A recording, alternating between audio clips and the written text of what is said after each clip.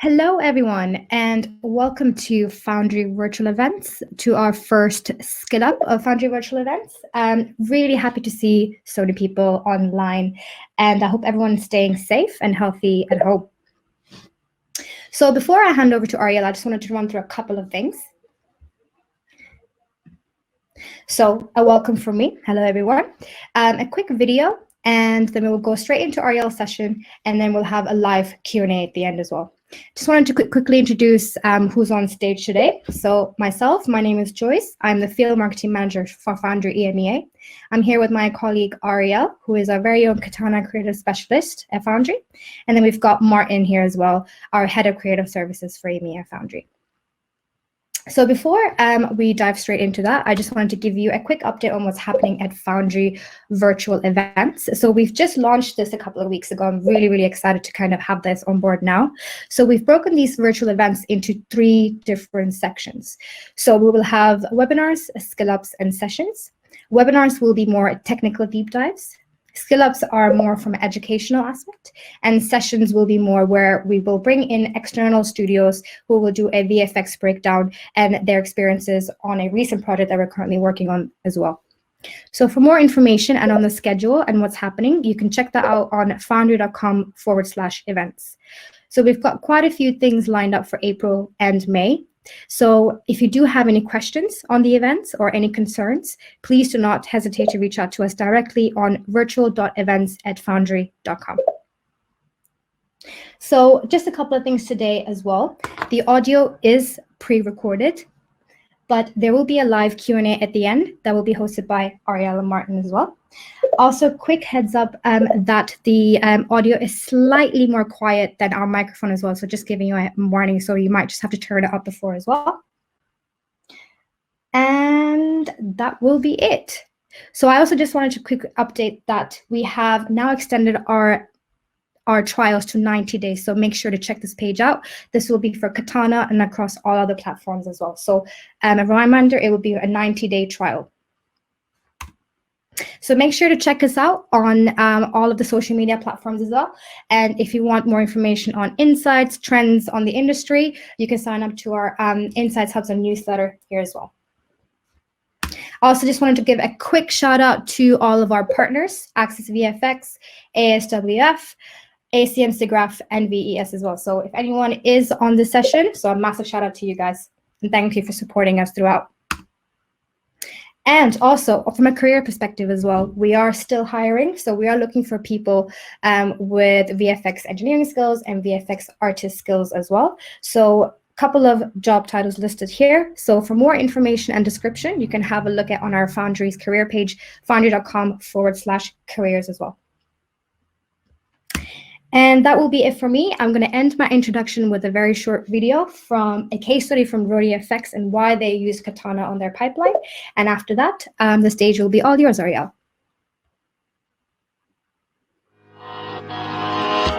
I think Katana is the best software for lighting on the market. It's great to be able to actually manage hundreds and hundreds of shots while being able to keep a non-destructive workflow. So if you bring in something in your scene, you start overriding, it's never definitive.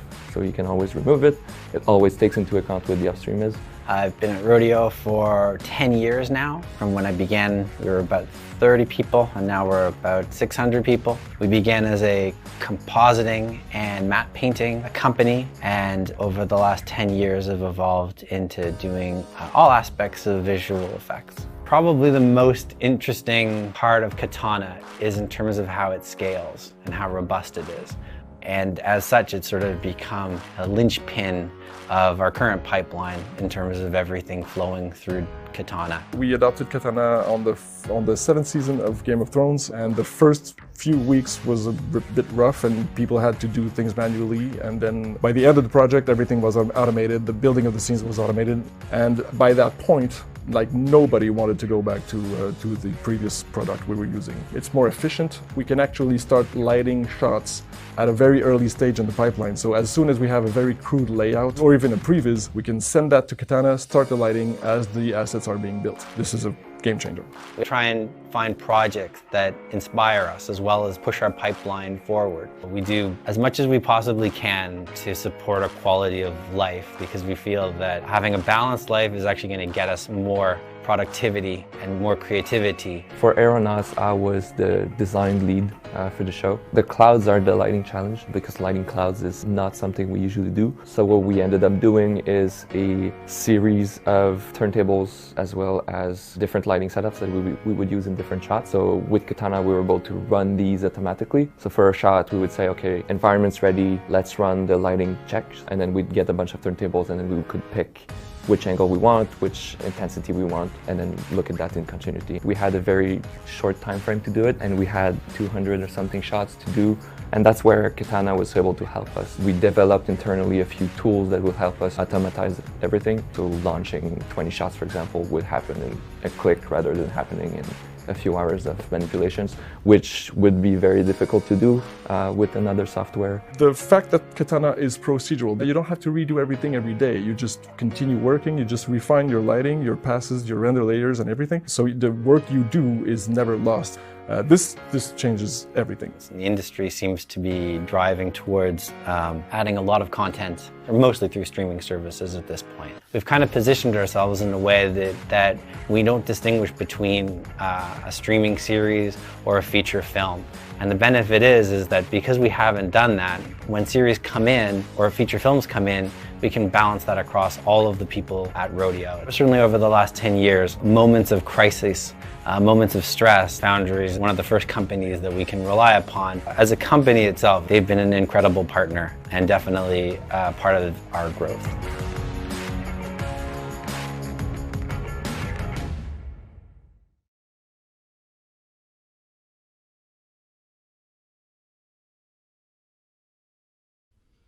Hi everyone, welcome to this session exploring what we can do with Katana.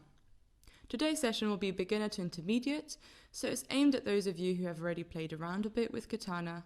So if you haven't, I'd suggest listening to the Getting Started series on the Foundry Learn page, where there's a lot of additional learning material. So if you're an advanced Katana user, this session might be a bit basic for you, but if you're interested in checking out some new features, I'll be covering that too. So it doesn't matter what your background is, whether you're a student or practitioner in either animation, VFX, or even product, this session can still be useful. So I'll first introduce myself. I'm a creative specialist at Foundry, and what I do is visit studios and universities to demo Foundry software, as well as create content. So today we'll be building a Katana project, which is a car configurator. So to give you a bit of background, this demo was made when some of our clients from the automotive industry were interested in using Katana to build their car configurators. And the reason why I'm using this project today is because it's actually really good at showcasing a wide range of features in Katana. And I'm mainly going to focus on building this project as well as playing around with various existing and new features. So you can see I'm using a build from version 3.6, which is the upcoming version. So I'll be showing you a few features that are coming up. So the renderer I'm using is 3D Lights, and I won't be using any custom tools. So what I'll be using is pure Katana with its 3D Light integration that comes with it out of the box. So if you have Katana, you have 3D Light. So I'm here with Martin Mayer, Head of Creative Specialist, who is helping out with questions in the chat. So as I go through this, please ask questions. Feel free to write them down in the chat or in the questions, and we'll be answering them at the end. So I won't start with a completely blank project. We'll be starting off with a look dev scene, which is something that's already in the Katana forums in the community section of the Foundry website. So if you haven't been there, it's worth checking out since there can be some really good information in there. So all the tabs that I have open are the tabs that I'll be using for this session. So when it comes down to setting up a scene, these are pretty much the only tabs you'll be needing. So if you've used Katana before, you'll know that this isn't the default setup, but you can easily move around the tabs by dragging them across to a preferred position, to split tabs, or to add them to another set. And then if you'd like to save the layout you just created, then you go into Layouts and Save Current Layout. And then you can choose a name for it. So here I have my own. So when I select it, I'll revert back to that layout. You can also expand a tab by hitting spacebar while hovering your mouse over a tab. Now, something that is new as of version 3.6, which is the upcoming version of Katana, is dockable widgets. So you can right-click on a tab and select Move Tab to, and I'll just keep it on the right. This means that when you hit spacebar, the tab will remain docked.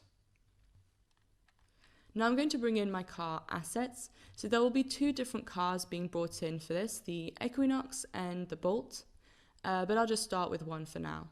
So we'll create an Alembic in, hit tab, Alembic in, place it in the node graph, and merge it with the look dev scene by selecting them both and hitting M.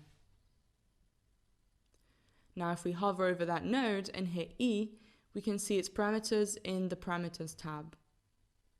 So we'll add a path for that Alembic file, so click on the downward arrow and browse, and then select the Alembic that you'd like to bring in. So I have two cars, but I'll only be bringing in the Equinox for now. You can then rename a node by selecting it and hitting enter, which is a nice shortcut. So when it comes down to bringing in assets, you can also use the Importomatic tool, which is a super tool. And if you've worked with Katana in a studio before, then you might have worked with a custom version of that. So with the viewer open, at this point we can start to understand the deferred loading features and why they're useful. Those of you who know Katana will know how quickly a Katana project will open. So this is mainly because Katana is not processing any of it. It's only processing the nodes and their parameters, not their geometry unless it's told to. So unless it's being called by the viewer or the renderer. Now this works closely with the viewer flag, which is activated when I hit V while hovering over the node. And that will show you the state of the scene at any given point. So if I expand the scene graph completely by double clicking on the root, we can now see the geometry appear in the viewer. So the geometry will be visible when the elements are expanded at the mesh level. So if I collapse a part of it, you can't see that part in the scene graph anymore. So this is useful when you have large data sets and you only want to process specific elements. But if you have something like this scene, which is not very heavy, then what I'm going to do is have all the elements visible in the viewer at all times. So if I activate the viewer visibility, Control-Shift on the root level, that will make all the elements visible in the viewer. So if I move the viewer flag to where I've imported the car, you can see that the look dev scene no longer exists at that point. So this is because it hasn't been merged yet. So that's just a little gotcha that if you're not seeing what you want here, then it's worth checking if you've expanded that part of the scene graph. And if you do have this expanded and yet you still don't see what you want in the viewer, then it's probable that you're not viewing at the right place. So moving back to where we were, let's scale the car down and we can use the Transform 3D node to do that. So I'll hit Tab, Transform 3D. Note that you can hit backtick, and on the keyboard that's the key above Tab, and that will link up the nodes together, and it just avoids having to find that little arrow when connecting nodes together. So in the parameters, drag in the path you'd like to transform by middle mouse button dragging it to the path parameter. And I'll make that interactive, and by selecting it in the scene graph, the manipulators will appear, and if not, then select them on the left. There's also the shortcut W, E, R, and T. Now some of you might be wondering what this is. So these are the snapping features available in Katana 3.6. So selecting the snapping tool will activate it, and then you can select the snap features you want to use. So I'll go for the select face, center, orient to normal. And if you're watching this webinar from the future and have this in front of you, but it's not snapping along the axis you'd like, then you can go into the preferences and modify that under Viewer Hydra and Snapping. So I'm quickly going to place the car here, And I might tweak this once the cameras are placed. So I'm just kind of loosely placing it. So we'll now quickly set up the rest of the scene. So create a camera. So I'm going to place it so that we are viewing the car from the side.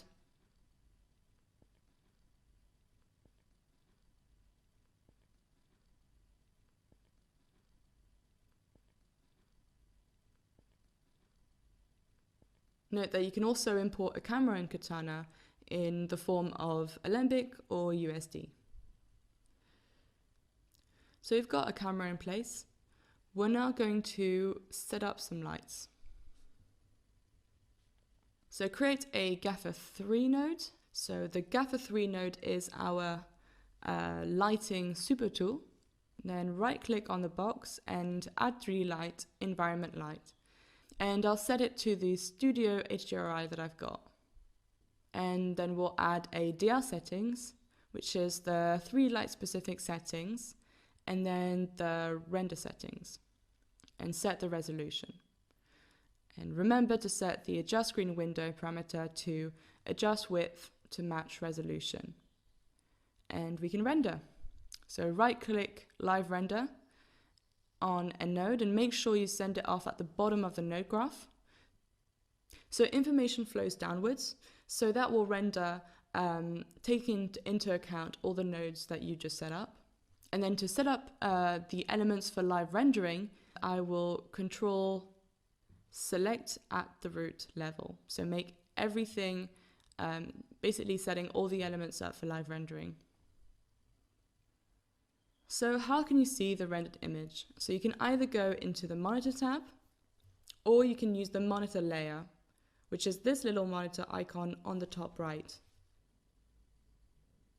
So the rendered image will be overlaid onto the Hydra뷰or.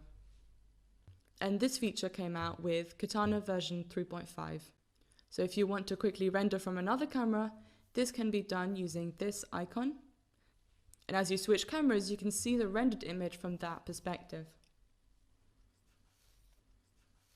Okay, after we revert that, you can also use this icon to move around and see elements that are out of the frame.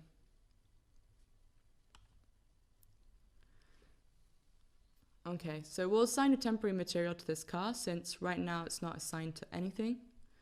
And for now, I'm just going to create a material using a material node. So I'll set it to a basic shader.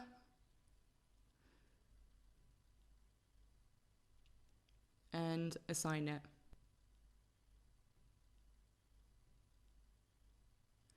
And this will give me a better idea of what those lights are doing. So I'll add another light. And go back to the Gaffer 3 node and add an area light. So I'll just place it.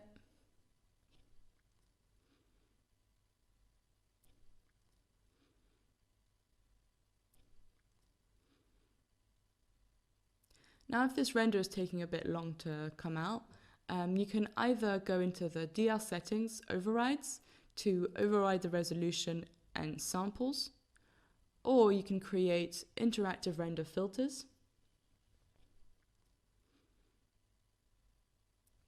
So both cases are really useful because they're only activated in an interactive session. So let's say you come back to your renders in the morning after a long night of rendering, but then realize that you didn't reset those values, then that isn't such a problem with Katana. Now let's subdivide this geometry. So the way to do this with 3D Light is to create an attribute set and change the type of the asset from a polymesh to a sub-D mesh. And this will be a good first introduction to Cell, and we'll be using them throughout this session. So Cell stands for Collection Expression Language, and it's a way to call scene graph elements either by using its path, a custom expression, or a collection. So I'll go ahead and create a custom statement, and I want to subdivide everything at the mesh level. So the double dash will look for everything below this point that includes the name shape. So the star is a wildcard and can pretty much replace any string within that level in the hierarchy. And we can also see what this expression is calling by selecting this little arrow. And it'll select those elements in the scene graph. Okay, cleaning up. So there's often a point where you're setting up these scenes where you should probably reflect back on the nodes you've just created and think, is this legible? Part of it is making sure the next person who's going to work on this can look at it and know exactly what's going on. So what you can do is set colors to your nodes. You can add backdrops to help navigate within the scene. So I'm just going to create a few backdrops. And you can see their parameters by double-clicking on the bar at the top. And then changing its color, its description.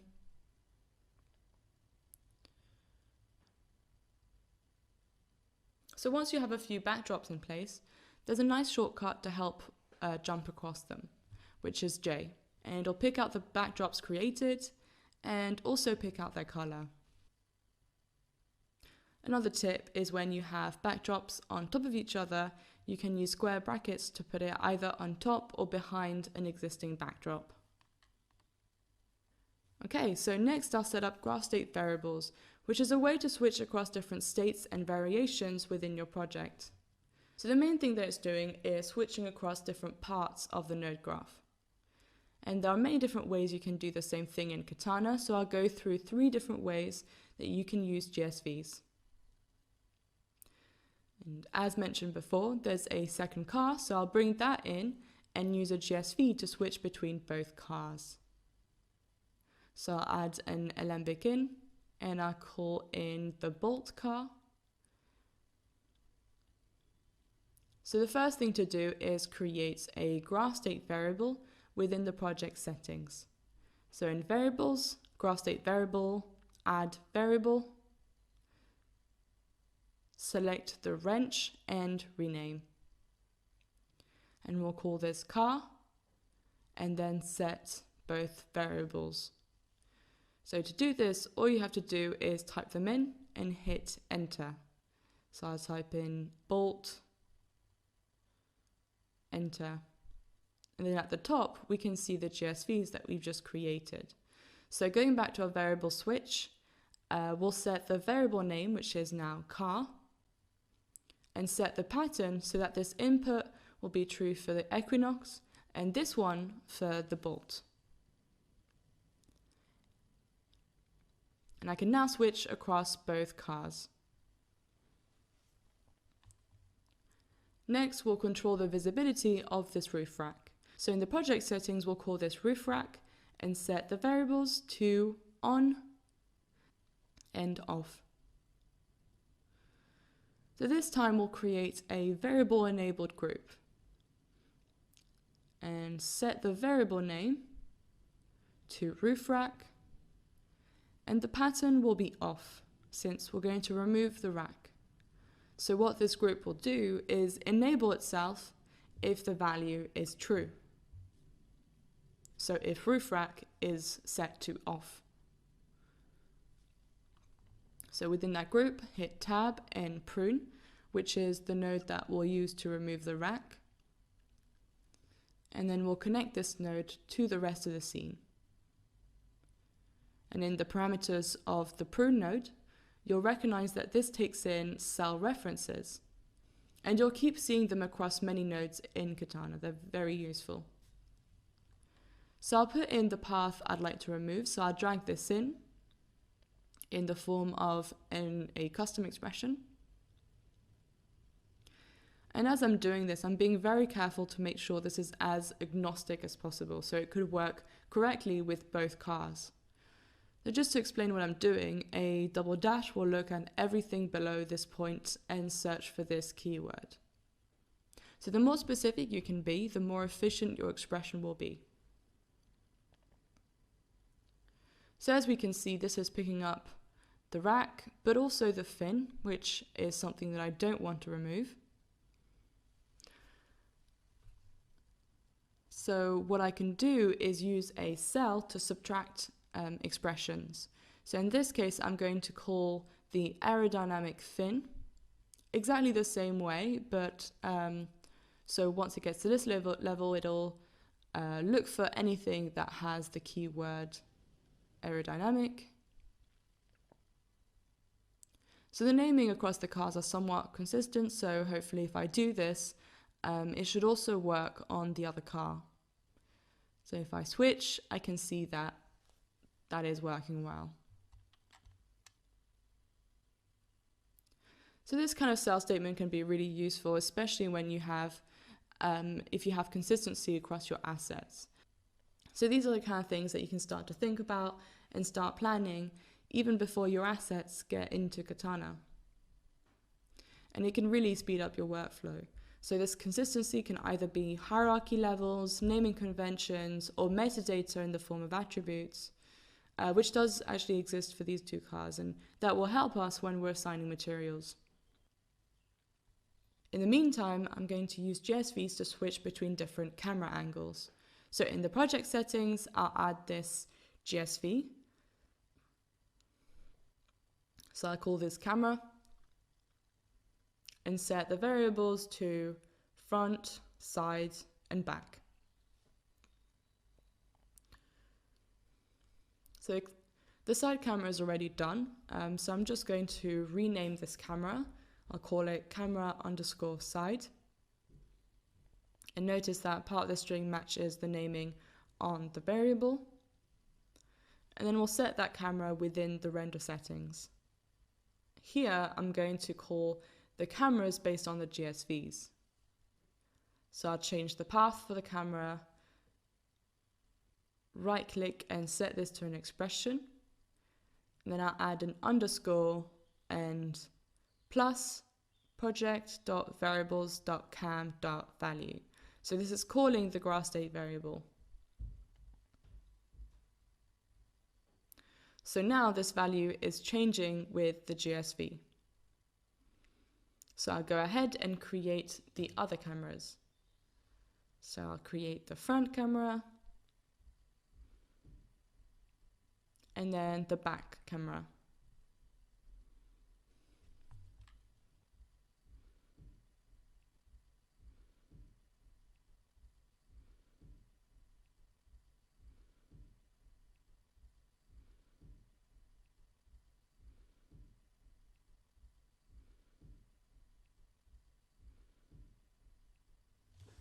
So we're now going to create a collection, which is a series of selections from the scene graph. So if later on you need to reuse that collection, then that can be easily done.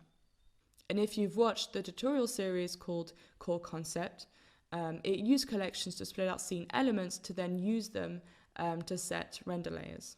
So in this case, we'll set up collections for material assignments. And here's where we will get to work with arbitrary attributes. So before bringing this into Katana, the geometry was tagged with attributes. So as long as you make sure you export that attribute with the Alembic file, any information that exists on that Alembic will be visible and accessible in the Attributes tab. And we can see that all the different parts of geometry have been tagged. So what we can do with cell is call any geometry tagged with that particular attribute. So in the case where both cars have different naming conventions, this is really useful because it would avoid dragging in paths for each element separately.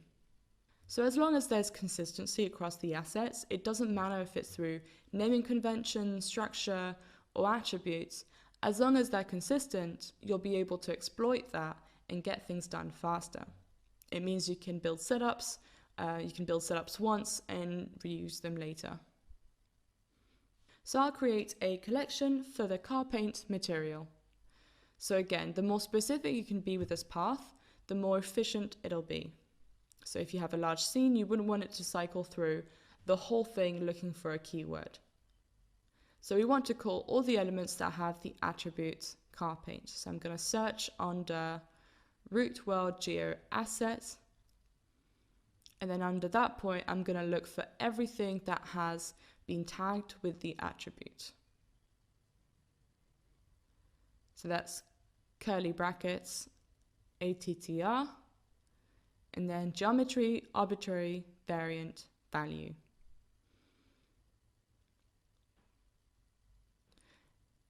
And we can now see what this expression is calling by selecting on this arrow. And you can also choose where the collection is going to go in the scene graph. So I've just left it on the root level. And then we can use this when we're assigning the material.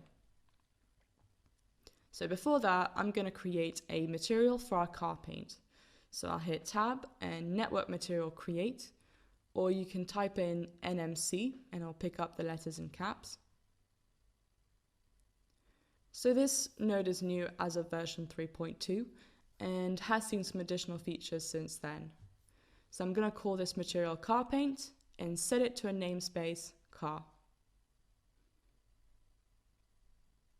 You can now find this material under the name car in the node graph, in the scene graph, excuse me.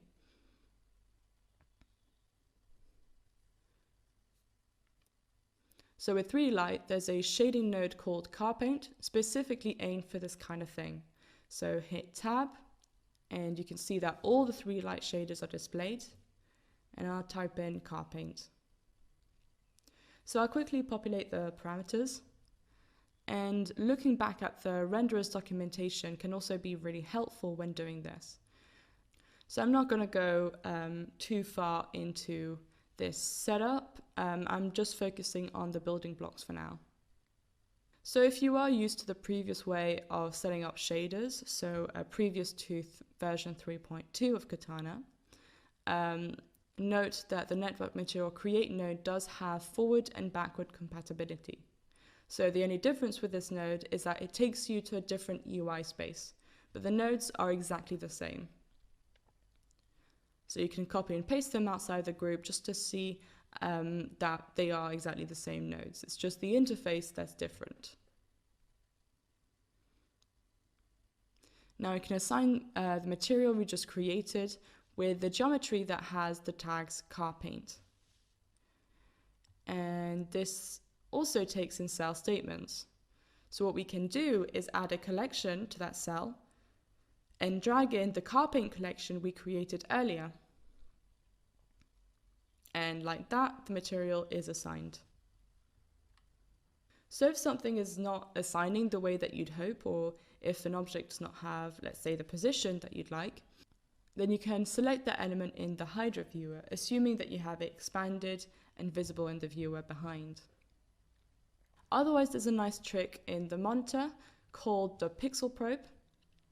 So if you select it and then control left click to your rendered image, and it'll pick out the geometry that is selected at that point.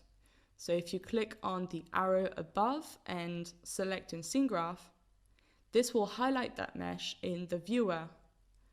And because it's selected, you can then inspect the attributes to see its properties. So I used to use this feature a lot when debugging scenes, and it's really easy enough to pick them out, see exactly what's going on, and it'll also avoid having to expand the whole scene, especially if you're dealing with something really heavy.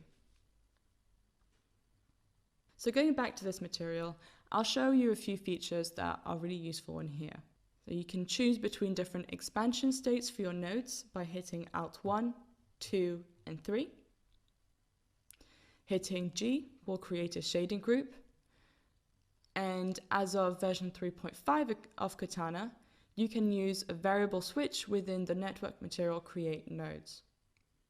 So to showcase that, I'll make different color variations for the car paint. So if I go into this group and figure out which parameters might change across different variations, I can promote those parameters to the group's interface. And that's by dragging the noodle into the input column. So then when I copy and paste this group, I have easy access to those parameters. So I'm now going to go ahead and create a yellow, blue, and black car.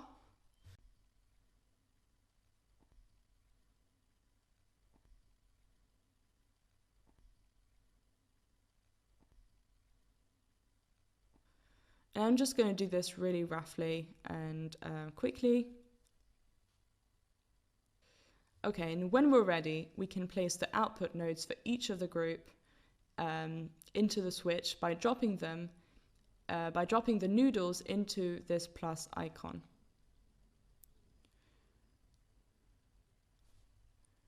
And then we can then specify the variable name, as we did before, and the patterns, which we've not yet created. So it doesn't matter what order we do this in. So I'll go into the project settings and create a car paint GSV. And then I'll put in the variables. So that's red, yellow, blue, and black. And we're good to go. Okay, now as I switch between these variables, we can see that the shaders for the car paint is now updating.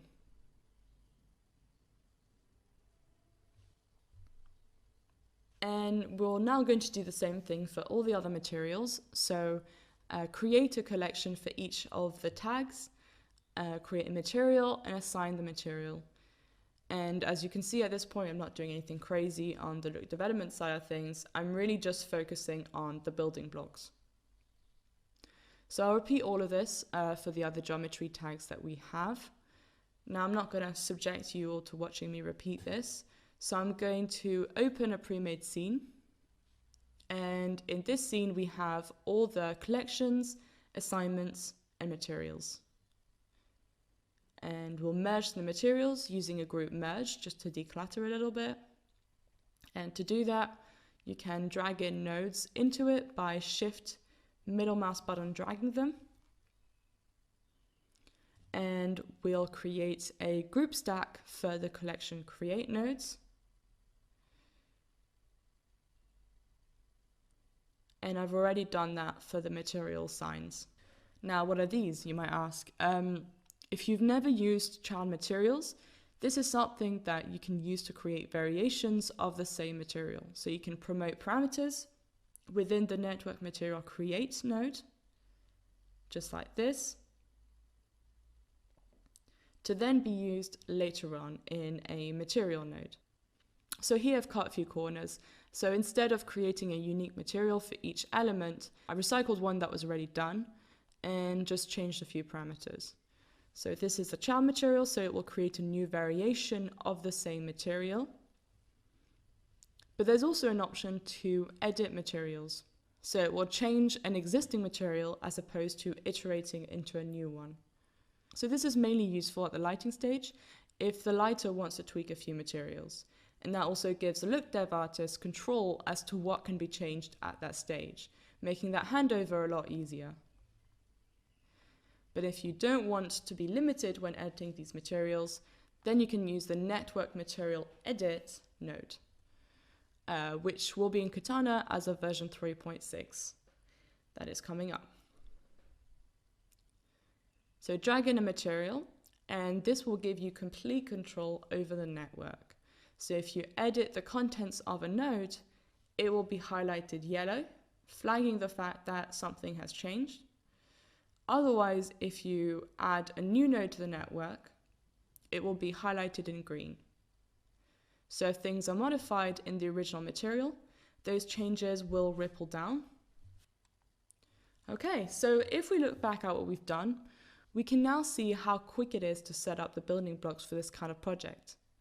And the idea is that you only need to do this kind of setup once. So let's say you have an entire city, then you can quickly prepare all the elements at the same time really easily. Okay, so if you're signing up for a free Katana trial, definitely check out 3Light. If you're a student, then you're eligible for the first year free license. And with that, you also get a 3Light interactive and render license. So for faculties who have the Education Collective, then you also have Katana and 3Light license, as well as 5 render licenses per collective. And on that note, it's time to wrap this up. Thank you so much for listening. I really hope this was useful. And we'll be making more learning material during this time, so please let us know what you'd like to see from us.